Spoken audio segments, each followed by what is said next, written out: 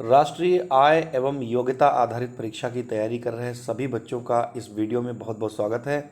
इसके अलावा अन्य परीक्षाओं की तैयारी कर रहे बच्चों के लिए भी ये वीडियो बहुत ही महत्वपूर्ण होगा, क्योंकि इस वीडियो में हम विज्ञान और सामाजिक अध्ययन के बहुत ही महत्वपूर्ण क्वेश्चन लेकर आए हैं। तो बच्चों, वीडियो को लास्ट तक देखिएगा और जिससे कि आपको इसका फ़ायदा मिल सके। तो शुरू करते हैं। आज का जो हमारा वीडियो है यह है प्रैक्टिस सेट नंबर 3, जिसमें विज्ञान और सामाजिक अध्ययन पर आधारित महत्वपूर्ण प्रश्नों का संग्रह है। आइए वीडियो को स्टार्ट करते हैं। आज का जो पहला क्वेश्चन है, पास्कल मात्रक किसका है। 4 ऑप्शन दिए हुए हैं आपके सामने। पास्कल मात्रक किसका है? पहला ऑप्शन है भार का, दूसरा ऑप्शन है दाब का, तीसरा ऑप्शन है क्षेत्रफल का और चौथा ऑप्शन है घनत्व का। तो इसका बच्चों सही आंसर हो जाएगा पास्कल मात्रक होता है दाब का। आगे बढ़ते नेक्स्ट क्वेश्चन है, पानी का घनत्व अधिकतम और आयतन न्यूनतम कितने पर होता है। कितने डिग्री सेंटीग्रेड पर पानी का घनत्व अधिकतम होता है लेकिन आयतन न्यूनतम होता है। तो इसका सही आंसर हो जाएगा ऑप्शन नंबर 2, यानी कि 4 डिग्री सेंटीग्रेड पर। बच्चों, अगर बात करें 0 डिग्री सेल्सियस पर क्या होता है, तो 0 डिग्री सेल्सियस पर पानी जम जाता है। और 100 डिग्री सेंटीग्रेड की अगर बात करें तो 100 डिग्री सेंटीग्रेड पर पानी जो होता है वो खौलने लगता है। आगे बढ़ते हैं। नेक्स्ट क्वेश्चन है, श्वेत प्रकाश का कांच के प्रिज्म से गुजरने के पश्चात 7 रंगों में विभक्त हो जाने की घटना क्या कहलाती है। तो सफ़ेद जो प्रकाश होता है कांच के प्रिज्म से जब गुजरता है उसके बाद 7 रंगों में विभाजित हो जाता है। इस घटना को कहा जाता है अपवर्तन, परावर्तन, विक्षेपण या फिर विवर्तन। तो इसका जो सही आंसर होगा ऑप्शन नंबर 3 होगा, विक्षेपण। विक्षेपण के कारण 7 रंगों में विभक्त हो जाती है। आगे बढ़ते हैं। नेक्स्ट क्वेश्चन है, मानव नेत्र में सर्वाधिक स्पष्ट प्रतिबिंब कहाँ पर बनता है। तो मानव नेत्र में सर्वाधिक स्पष्ट प्रतिबिंब कहाँ पर बनता है। ऑप्शन 1 है कार्निया पर, ऑप्शन 2 है पुतली पर, ऑप्शन 3 है अंध बिंदु पर और ऑप्शन 4 है पीत बिंदु पर। तो इसका जो सही आंसर हो जाएगा ऑप्शन नंबर 4, पीत बिंदु पर। आगे बढ़ते हैं बच्चों। नेक्स्ट क्वेश्चन है, निम्नलिखित में से क्या सरल सूक्ष्मदर्शी में प्रयोग होता है। सरल सूक्ष्मदर्शी में क्या चीज़ प्रयोग की जाती है। ऑप्शन पहला है अवतल दर्पण, ऑप्शन 2 है उत्तल दर्पण, ऑप्शन 3 है उत्तल लेंस और ऑप्शन 4 है अवतल लेंस। तो बच्चों, जो सरल सूक्ष्मदर्शी होती है इसमें प्रयोग किया जाता है उत्तल लेंस। तो इस तरीके से इसका ऑप्शन 3 सही हो जाएगा, उत्तल लेंस। नेक्स्ट क्वेश्चन है, निम्नलिखित में से कौन सी प्राथमिक शैल नहीं है। कौन सी प्राथमिक शैल नहीं है, ये चीज़ पूछी गई है। पहला है वोल्टीय सेल, दूसरा है शुष्क सेल, तीसरा है बटन सेल और चौथा है सीसा संचायक सेल। तो बच्चों, प्राथमिक सेल नहीं है, इसमें चौथा ऑप्शन सही हो जाएगा। सीसा संचायक सेल जो होता है ये प्राथमिक सेल नहीं होता है। नेक्स्ट क्वेश्चन है, एक चालक तार का प्रतिरोध 3 ओम है, तार के सिरों के बीच 1.5 वोल्ट का विभवांतर है, तार में बहने वाली ऊर्जा का मापन क्या होगा। तो इस तरीके से आंकिक प्रश्न भी एक आध पूछ दिए जाते हैं। तो बच्चों, इसका जो सही आंसर होगा पहला ऑप्शन होगा 0.5 एम्पियर। नेक्स्ट क्वेश्चन है, चुंबक का चुंबकत्व सर्वाधिक कहाँ पर होता है।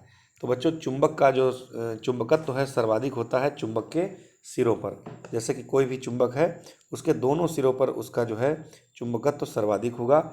इसके लिए इस तरह से इसका जो आंसर होगा ऑप्शन नंबर 2 होगा, चुंबक के सिरों पर। आगे बढ़ते हैं। अगला क्वेश्चन है, सभी वेब एड्रेस में इनमें से किसमें शुरू होते हैं। जितने भी वेबसाइट्स होती हैं आपने देखा होगा, जब भी कभी कोई भी चीज़ हम लोग गूगल पर सर्च करते हैं तो उसको डायरेक्ट लिख देते हैं, लेकिन जब कभी उसकी वेबसाइट लिखते हैं तो वो www से स्टार्ट की जाती है। तो बच्चों, इसका ऑप्शन नंबर 2 सही होगा, www. बच्चों, अगर www. की फुल फॉर्म पूछी जाए तो होती है वर्ल्ड वाइड वेब। और कभी कभी इसके खोजकर्ता का भी नाम पूछ दिया जाता है कि www की खोज किसने की। तो इनके जो खोजकर्ता हैं, इनके जो जनक हैं, उनका नाम है टिम बर्नस ली। नेक्स्ट का क्वेश्चन है बच्चों, फ्लो चार्ट को समाप्त करने के लिए निम्नलिखित में से किस चिन्ह का प्रयोग किया जाता है। तो बच्चों, फ्लो चार्ट को समाप्त करने के लिए जिस चिन्ह का प्रयोग किया जाता है वो है ऑप्शन नंबर 4। तो इसमें आप देख सकते हैं ऑप्शन नंबर 4 ये सही हो जाएगा। अगला क्वेश्चन है बच्चों, सीस्मोग्राफ यंत्र से निम्नलिखित की तीव्रता मापी जाती है। यानी कि जो सीस्मोग्राफ यंत्र होता है इससे क्या मापा जाता है, तड़ित की, भूकंप की, वर्षा की या फिर बादल फटने की। तो बच्चों इसका जो सही आंसर हो जाएगा ऑप्शन नंबर 2 हो जाएगा। भूकंप की तीव्रता जो होती है वो सीस्मोग्राफ यंत्र से मापी जाती है या फिर रिक्टर स्केल पैमाने पर मापी जाती है। अगर हम बात करें भूकंप का अध्ययन की, तो भूकंप का जो अध्ययन होता है ये सीस्मोलॉजी सब्जेक्ट के अंतर्गत किया जाता है। अगला क्वेश्चन है बच्चों, जीवन के लिए हमारे द्वारा लिए गए खाद्य पदार्थ पाचन क्रिया से छोटे छोटे टुकड़ों में टूट जाते हैं। इस प्रक्रिया में निम्नलिखित में से कौन सा उत्पाद नहीं मिलता है? तो बच्चों जीवन के लिए हमारे द्वारा जो खाद्य पदार्थ होते हैं ये पाचन क्रिया से छोटे छोटे टुकड़ों में टूट जाते हैं। इस प्रक्रिया में कौन सा उत्पाद नहीं मिलता है? तो इसके 4 ऑप्शन हैं, CO2 यानी कार्बन डाइऑक्साइड, H2O ऊर्जा, और फिर चौथा है ग्लूकोज। तो इसका सही ऑप्शन होगा ग्लूकोज। नेक्स्ट क्वेश्चन है बच्चों, सूर्य के प्रकाश में श्वेत रंग का सिल्वर क्लोराइड धूसर रंग का हो जाता है, ये किस प्रकार की रासायनिक अपक्रिया है? तो बच्चों इसका जो सही आंसर हो जाएगा ऑप्शन नंबर पहला है संयोजन, दूसरा है वियोजन, और तीसरा है विस्थापन, और चौथा है द्विविस्थापन। तो इसका बच्चों सही आंसर हो जाएगा पहला ऑप्शन है संयोजन। नेक्स्ट क्वेश्चन है, चिप्स बनाने वाले चिप्स की थैली में चिप्स के साथ नाइट्रोजन भरकर थैली सील करते हैं। नाइट्रोजन युक्त करने का प्रयोजन निम्नवत कौन सा है? तो बच्चों देखा होगा आपने, जो चिप्स के पैकेट्स होते हैं उनमें गैस भरी होती है, वो कौन सी गैस होती है? नाइट्रोजन गैस होती है। और उसका भरने का मुख्य कारण यही है जो 104 में ऑप्शन दिए गए हैं, प्रति ऑक्सीकारक। तो इसका सही आंसर हो जाएगा प्रति ऑक्सीकारक के कारण नाइट्रोजन भरी जाती है। अगला क्वेश्चन है बच्चों, निम्नलिखित सामान्य पदार्थों को पीएच बढ़ते हुए क्रम में करिए। तो पीएच किसमें ज़्यादा होता है? तो सबसे लार होता है, लार के बाद में नींबू के रस में होता है, और उसके बाद में होता है मिल्क ऑफ मैग्नीशिया। तो इसका ऑप्शन नंबर 3 सही हो जाएगा। आप इन वीडियोस को बार बार देखेंगे तब आप इनमें से बहुत सारे क्वेश्चंस को सही कर पाएंगे। जो परीक्षा आने वाली है आपकी, उस परीक्षा में इस तरीके के क्वेश्चंस पूछे गए हैं और पूछे जाने की संभावना है। आगे बढ़ते हैं। नेक्स्ट क्वेश्चन, धावन सोडा का सूत्र क्या है?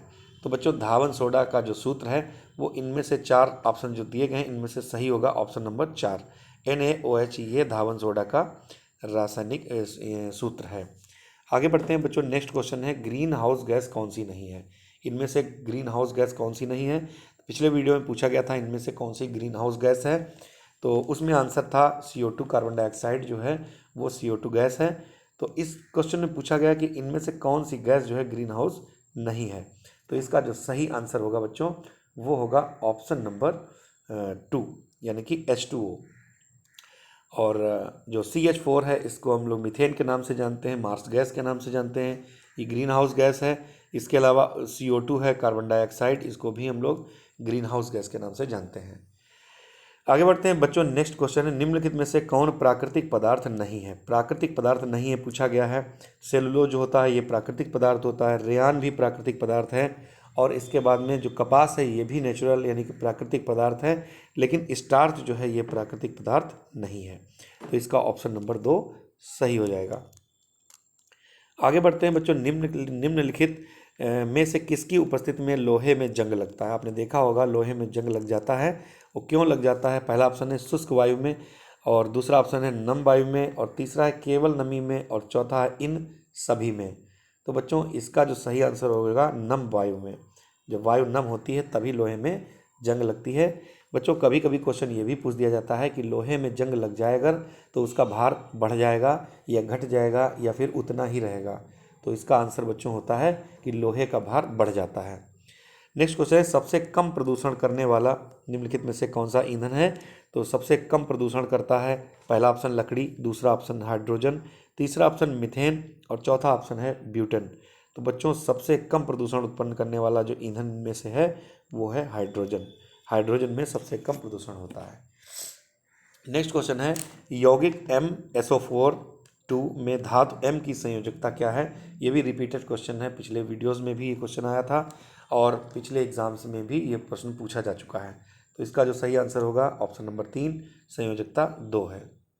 नेक्स्ट क्वेश्चन है बच्चों, क्लोरोफ्लोरोकार्बन वायुमंडल से कम करता है। क्लोरोफ्लोरोकार्बन जो होती है CFC, ये मुख्य रूप से रेफ्रिजरेटर फ्रिज में AC में ये निकलती है, और ये वायुमंडल से क्या कम करता है? ऑप्शन नंबर इसमें देख लेते हैं। पहला है O2, दूसरा है O3, तीसरा है N2 और चौथा है SO2। तो बच्चों इसका जो सही आंसर हो जाएगा वो होगा ऑप्शन नंबर 3 N2। अगला क्वेश्चन है बच्चों, नेक्स्ट देखते हैं, निम्नलिखित में से सबसे क्रियाशील धातु कौन सी है। यह भी बच्चों कई बार परीक्षा में पूछा जा चुका है। तो इसमें जो सबसे क्रियाशील धातु होगी बच्चों वो होगी option number 3 Cu। Option number 3 होगी Cu। तो ये देख सकते हैं हम लोग, ऑप्शन नंबर 3 Cu इसका सही आंसर हो जाएगा। अगला है कार्बन तत्व निर्मित पदार्थ है। कार्बन से क्या निर्मित हो जाता है। तो पहला ऑप्शन इसका हीरा सही हो जाएगा, क्योंकि कार्बन जो है ये अपरूप है, हीरा का अपरूप है।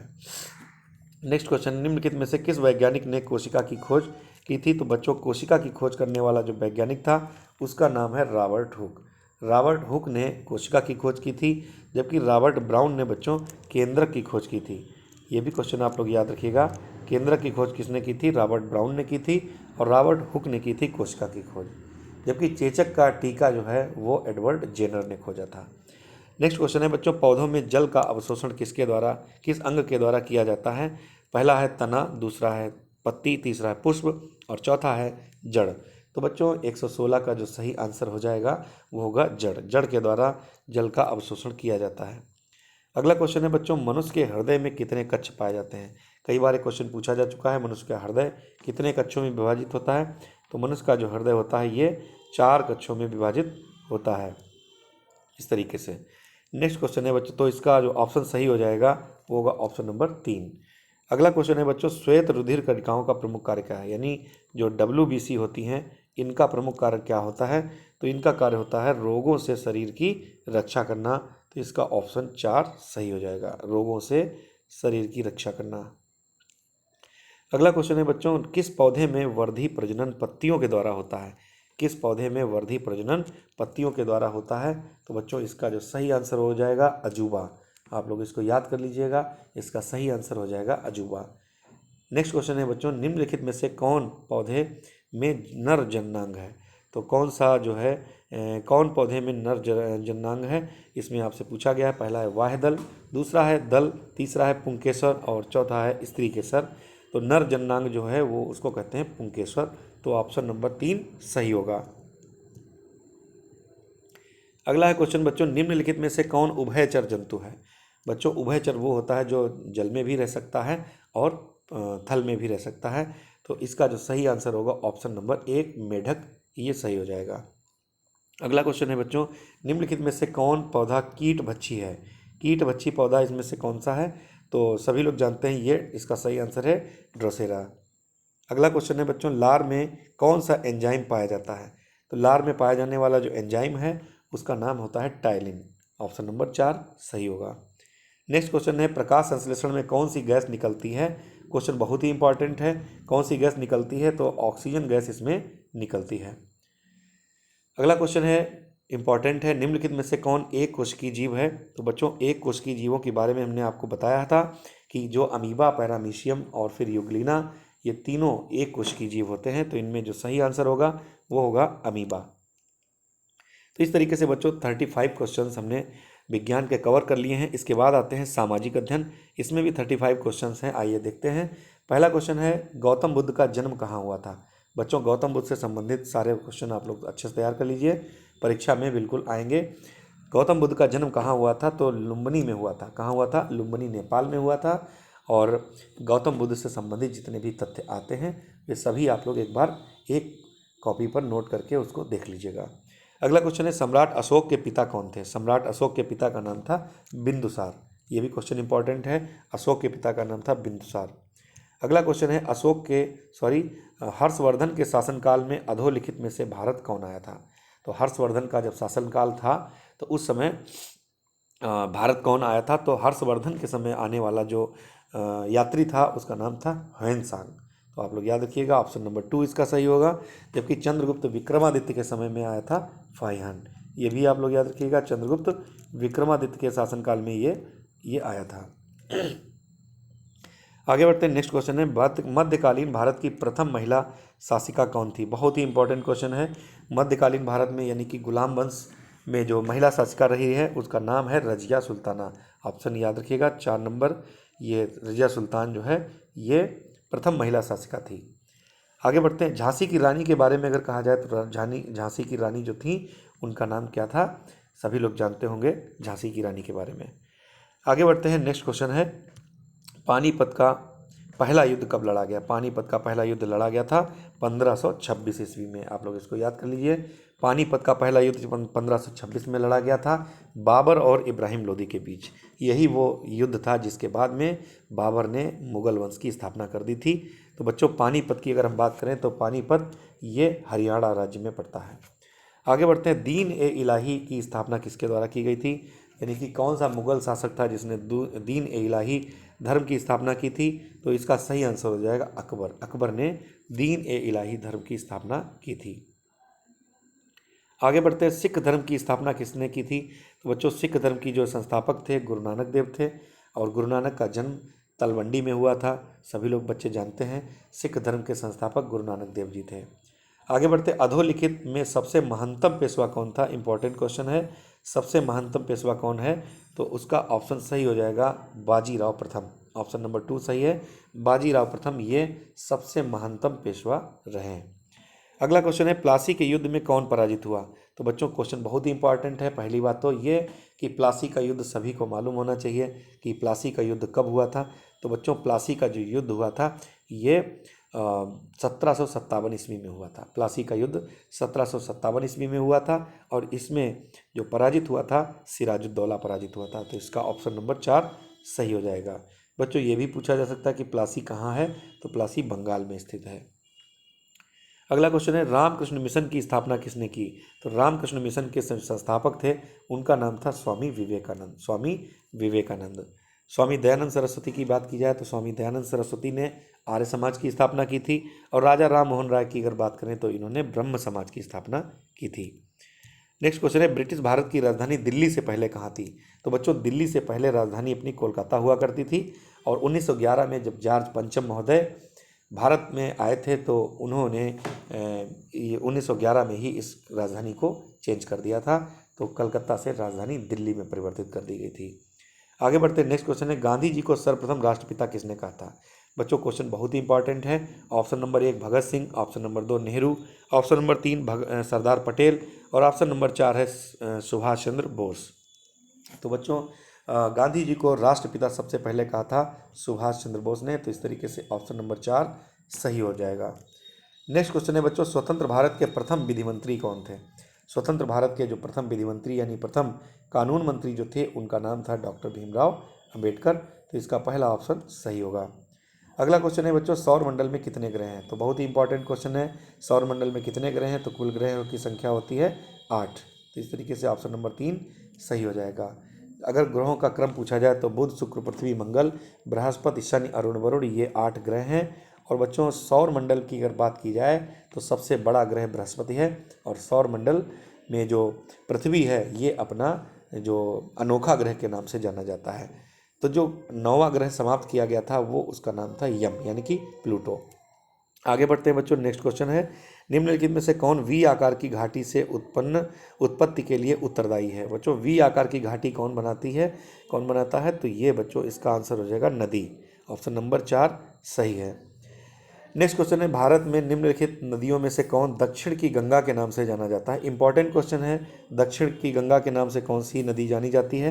पहला ऑप्शन है कृष्णा नदी, दूसरा ऑप्शन है गोदावरी नदी, तीसरा है पेनगंगा, और चौथा है नर्मदा नदी। तो इसका जो सही आंसर होगा ऑप्शन नंबर 2 गोदावरी नदी को हम दक्षिण की गंगा के नाम से जानते हैं। अगला क्वेश्चन है, निम्नलिखित में से कौन भारत में सुंदरवन के रूप में जाना जाता है? सुंदरवन की बात की जाए तो ये मैंग्रोव वन है बच्चों। ऑप्शन नंबर 4 सही होगा, और ये पश्चिम बंगाल में मिलते हैं। तो मैंग्रोव वन इसका सही आंसर हो जाएगा। अगला क्वेश्चन है, कपास की खेती के लिए सबसे उपयुक्त मिट्टी कौन सी होती है? तो बच्चों, कपास की जो खेती होती है उसके लिए कौन सी मिट्टी सबसे बढ़िया होती है, उपयुक्त होती है? तो पहला ऑप्शन है जलोढ़ मिट्टी, दूसरा है लाल मिट्टी, तीसरा है लेटेराइट मिट्टी, और चौथा है काली मिट्टी। तो बच्चों, सही आंसर इसका हो जाएगा काली मिट्टी। काली मिट्टी में ही सबसे ज़्यादा कपास पैदा हो सकती है, बहुत अच्छी होती है उसके लिए। और काली मिट्टी का एक नाम और होता है बच्चों रेगुर मिट्टी, ये भी आप लोग याद रखिए, रेगुर मिट्टी भी कहा जाता है। तो कपास के लिए सबसे अच्छी मिट्टी कौन सी होगी? काली मिट्टी। तो इसका ऑप्शन नंबर 4 सही होगा। अगला क्वेश्चन है निम्नलिखित में से कौन परंपरागत ऊर्जा का स्रोत नहीं है। बच्चों परंपरागत ऊर्जा का कौन स्रोत नहीं है, आपने देखा होगा इसमें जल विद्युत है पहला ऑप्शन, दूसरा है पेट्रोलियम, तीसरा है प्राकृतिक गैस और चौथा है कोयला। तो बच्चों इसमें जो पहला ऑप्शन है जल विद्युत, ये आंसर सही होगा, यानी कि यही जो ऑप्शन है जो कि परंपरागत ऊर्जा का स्रोत नहीं है। बाकी परंपरागत ऊर्जा के स्रोतों में कोयला, प्राकृतिक गैस, पेट्रोलियम ये सभी परंपरागत ऊर्जा हैं। आगे बढ़ते हैं, अगला क्वेश्चन, नागार्जुन सागर परियोजना कहाँ पर स्थित है। नागार्जुन सागर परियोजना ये किस नदी पर स्थित है। ऑप्शन पहला है महानदी, दूसरा है कृष्णा नदी, तीसरा है कावेरी नदी और चौथा है बच्चों गोदावरी नदी। तो इसका जो सही आंसर होगा ऑप्शन नंबर 2 कृष्णा नदी पर नागार्जुन सागर परियोजना स्थित है और ये आंध्र प्रदेश में स्थित है। चलते हैं नेक्स्ट क्वेश्चन की ओर। दिन और रात बराबर होते हैं, कब बराबर होते हैं दिन और रात, इंपॉर्टेंट क्वेश्चन है। पहला ऑप्शन 21 मार्च 23 सितंबर, दूसरा है 22 दिसंबर एवं 21 जून, तीसरा ऑप्शन है 23 मार्च एवं 21 जून और चौथा है 6 दिसंबर एवं 4 जनवरी। तो इसका जो पहला आंसर है वो बिल्कुल सही होगा, 21 मार्च और 23 सितंबर को दिन और रात बराबर होते हैं। आगे बढ़ते हैं, निम्नलिखित में से कौन सी जलधारा गर्म है। कुछ जलधाराएं हैं जो कि गर्म और ठंडी होती हैं, इनको भी आप लोग याद कर लीजिएगा। तो गर्म जलधारा इनमें से कौन है, उसका नाम है गल्फ स्ट्रीम, ये गर्म जलधारा है बच्चों। अगर ठंडी जलधाराओं की बात करें तो लेब्राडोर, कनारी और बेंगुएला ये ठंडी जलधाराएं हैं। नेक्स्ट क्वेश्चन है, भारतीय जनगणना 2011 के अनुसार निम्नलिखित में से किस राज्य की जनसंख्या का घनत्व सर्वाधिक है। बच्चों जनसंख्या का घनत्व पूछा गया है और भारत में सबसे ज़्यादा जनसंख्या घनत्व वाला राज्य इस समय कौन है, बिहार। ऑप्शन नंबर 3 सही होगा। आगे बढ़ते हैं, नेक्स्ट क्वेश्चन है बच्चों, निम्नांकित में से कौन सी फसल खरीफ की फसल है।